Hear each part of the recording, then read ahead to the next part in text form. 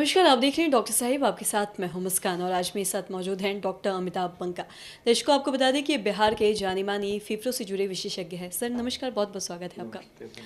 Sir मैं आपसे ये जानना चाहूँगी, हम कई बार ऐसा देखते हैं कि मरीज़ों को या फिर पेशेंट्स को बार-बार खाँसी आता है या फिर गले में बलगम हो जाता है, कफ जम जाता है और अगर रेगुलरली या फिर फ्रीक्वेंटली ये चीज़ होता है हफ़्ते 2 हफ़्ते या महीने में, तो क्या ये किसी और भी बीमारी का लक्षण हो सकता है?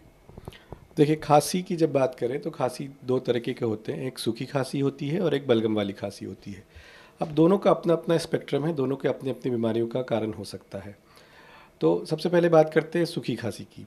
सूखी खांसी का सबसे कॉमन कारण होता है कि आपको वायरल इन्फेक्शन हो जाना, आपको टॉन्सिल में दिक्कत मतलब ऊपर के हिस्से में फेफड़े के गले के ऊपर के हिस्से में कोई भी दिक्कत होती है, तो अक्सर उसमें सूखी खांसी ही आती है।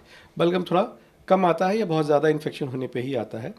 साथ ही साथ सूखी खांसी और भी बीमारियों में हो सकती है, जैसे दमा में भी आपको सूखा खांसी कभी-कभी हो सकता है, सीओपीडी में हो सकता है सूखा खांसी, पर अक्सर ये बलगम वाली खांसियों के साथ आते हैं।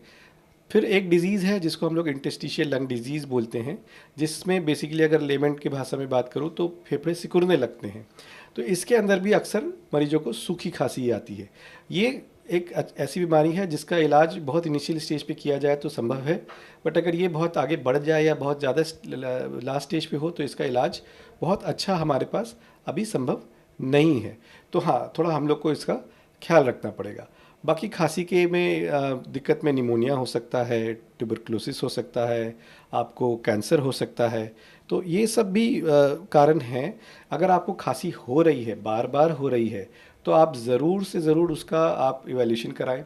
एलर्जी की प्रॉब्लम जिनको होती है, उनको भी बार-बार दिक्कत होती है। साइनसाइटिस जिनको होता है, उनको भी बार-बार दिक्कत होती है। दमा वाले मरीज में तो होती ही होती है। तो खांसी के कारण तो बहुत सारे हैं। तो जो मुख्यतः जो हम लोग मानते हैं कि भाई हाँ, अगर सूखी खांसी बार-बार हो रही है तो हम लोग इंटरस्टिशियल लंग डिज़ीज़ और ट्यूबरकुलोसिस और निमोनिया या गले का इन्फेक्शन, साइनसाइटिस, ये सब के ऊपर काफ़ी ध्यान देते हैं। अब अगर हम बलगम वाले खांसी की बात करें, तो एक बीमारी ऐसी है जिसमें बलगम आपको खूब बनता है। सीओपीडी, अस्थमा है, दो जो मेन तो एक सबसे बड़ा सांस की बीमारियों में सीओपीडी, अस्थमा आता है, जिनके अंदर भी आपको बीमारी के अंदर बलगम बनना स्वाभाविक है। तो उस बलगम वो बीमारी का हिस्सा है, वो बलगम बनेगा ही बनेगा और वो आप निकालते रहेंगे। जब भी थोड़ा सा सर्दी जुकाम आपको होगा, आपका बीमारी बढ़ेगा, बलगम बढ़ेगा और दवाइयों से वो बेहतर हो जाएगा। एक बीमारी इसमें मैं आपको कहना चाहूँगा जिसमें आप जिसको हम लोग ब्रोंकिक्टिसिस बोलते हैं, उसमें क्या होता है, सांस की नलियाँ जो हैं आपकी वो चौड़ी हो जाती हैं। अब सांस की नली अगर आपको चौड़ी हो जाती है तो उसके अंदर एक पोटेंशियल स्पेस भी बढ़ जाता है, जिसके अंदर क्या होता है कि आपके शरीर से जो भी बलगम जब आप फेफड़े में जो भी बलगम बन रहा होता है वो उसके अंदर जमा होने लगता है और वो जमा होके काफ़ी मात्रा में बाहर निकलता है। तो इस बीमारी में इम्पॉर्टेंट ये है कि वो बलगम निकाला जाए। इस बीमारी में इम्पॉर्टेंट ये है कि भाई वो बलगम को हम रोकें ना, हम ऐसी कोई दवा ना दें कि बलगम रुका निकलना बंद हो जाए। बलगम बनना बंद होना अलग चीज़ है, बलगम निकलना नहीं होना एक अलग चीज़ होता है। तो उसमें हमें बलगम निकालना ही इम्पॉर्टेंट होता है। तो हम लोग बहुत सारा तरीका उसमें दवाइयाँ देते हैं जिससे बलगम पतला हो जाए, आपको निकालने में आसानी हो।